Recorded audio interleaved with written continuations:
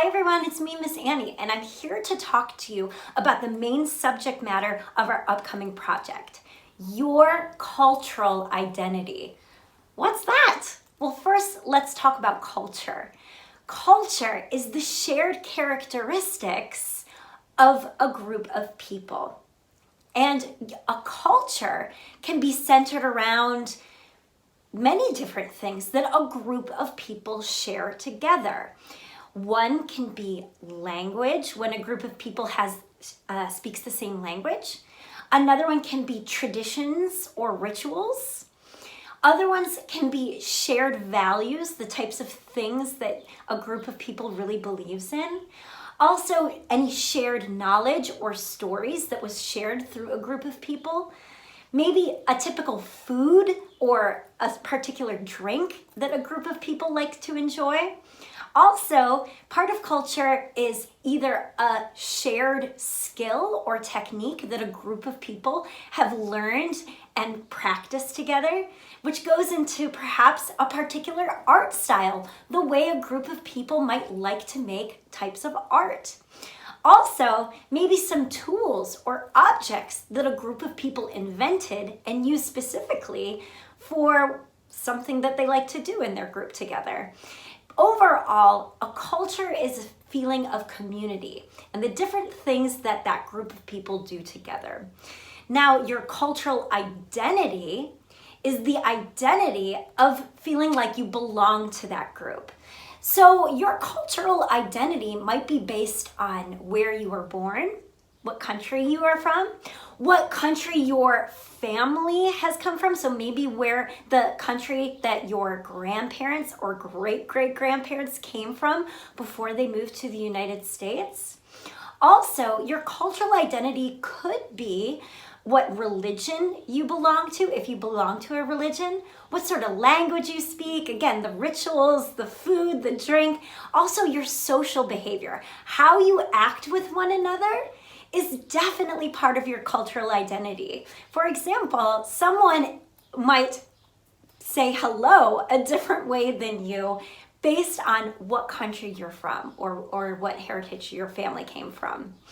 And that has to do, again, with also art, literature, and music. What types of music and art that you might like might have to do with your cultural identity, where you came from.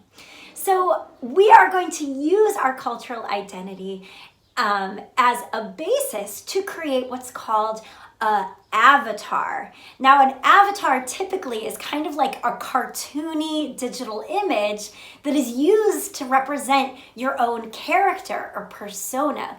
But we're going to make a cultural identity avatar, meaning you're going to change different parts of your avatar based on what you learn about your cultural identity or your family heritage. And again, that goes back to all the attributes that makes up your cultural identity or your culture. So the first thing you might want to research is get with a family member. First, figure out what cultures does your family come from. So maybe this is a culture that your parents can consider to be their culture. Maybe it's a culture that your grandparents or even your great-great-grandparents originated from. Do some research, ask your parents, what sort of cultural background are you from?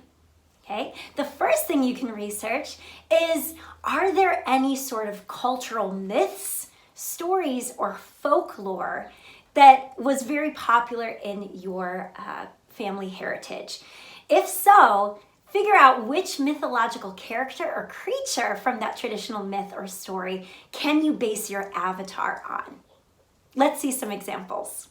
There's so many different mythological characters from cultures all around the world. In North America, for example, you have Sasquatch or the Chupacabra. If your family's from South America, there's many different mythological characters, such as Paraguay's Tihu Jaguar, a lizard with 7 dog heads and eyes that shoot fire. There are many creatures from the myths in the Middle East and Central Asia as well. The Budaria of Bahrain is a giant mermaid who sneaks onto ships at night to kidnap sailors. In Asia and Oceania, there's many different mythological creatures. The most famous in China, the dragon, is a symbol of power and are said to bring good luck. There are many creatures from African folklore as well, such as the Namibian flying snake with huge wings, horns, and an inflatable neck. There are mythological creatures from European folklore, such as the Pegasus or unicorn from Greece, or the fairies from England. If you do discover some sort of mythological creature that you would like to incorporate in your avatar, you can choose something from that mythological creature to add to your avatar's body. Another thing you can find out is whether or not your cultural heritage has a specific traditional clothing or dress, either for everyday use or for special occasions. If so, you can include that traditional clothing to your avatar. For an example of traditional clothing, you might have a piece of clothing at home, or you have to do some research and look up what sort of traditional dress your culture typically has.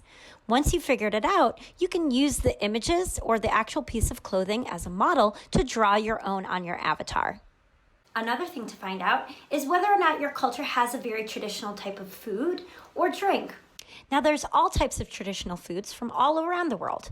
Maybe you can choose a food that your family likes to serve and eat together. Perhaps your avatar can use that traditional food or drink as a source of their power.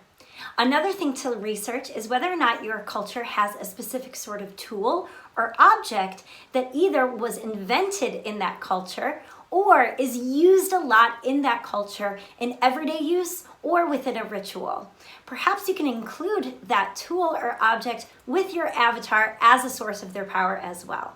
One example of a culture's use of traditional tools is Chinese painting. Chinese painting is one of the oldest continuous artistic traditions in the world. The tools are very specific.